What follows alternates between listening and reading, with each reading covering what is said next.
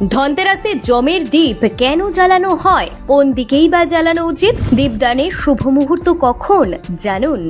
দীপাবলি উৎসব ধনতেরাসের সঙ্গেই শুরু হয়। এই বছর ধনতেরাস 18 অক্টোবর শনিবার পড়েছে। ধনতেরাসের দিন সন্ধেবেলা দেবী লক্ষ্মী, ভগবান কুবের এবং ভগবান ধনন্তরীর পুজো করা হয়। সাথে এই দিন যমরাজের পুজোও করা হয়। ধনতেরাসের দিন ঘরের দক্ষিণ দিকে চতুর্মুখী প্রদীপ জ্বালানো উচিত। এই চারমুখী প্রদীপকে জমের দ্বীপ বলা হয়। এছাড়াও জ্যোতিষশাস্ত্রে দক্ষিণ দিককে জমের দিক বলেই বিবেচনা করা হয়।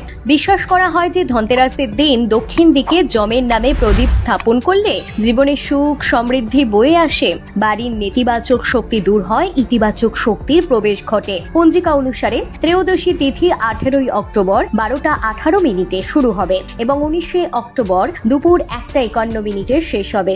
জমদীপ দানের শুভ সময় হলো 18 অক্টোবর বিকেল 5:48 থেকে সন্ধে 7:04 পর্যন্ত। উপরিউক্ত সকল তথ্যই জ্যোতিষশাস্ত্রের উপর ভিত্তি করে বলা হয়েছে। আপনি মানবেন কিনা সেটা অবশ্যই আপনার ব্যক্তিগত বিষয়।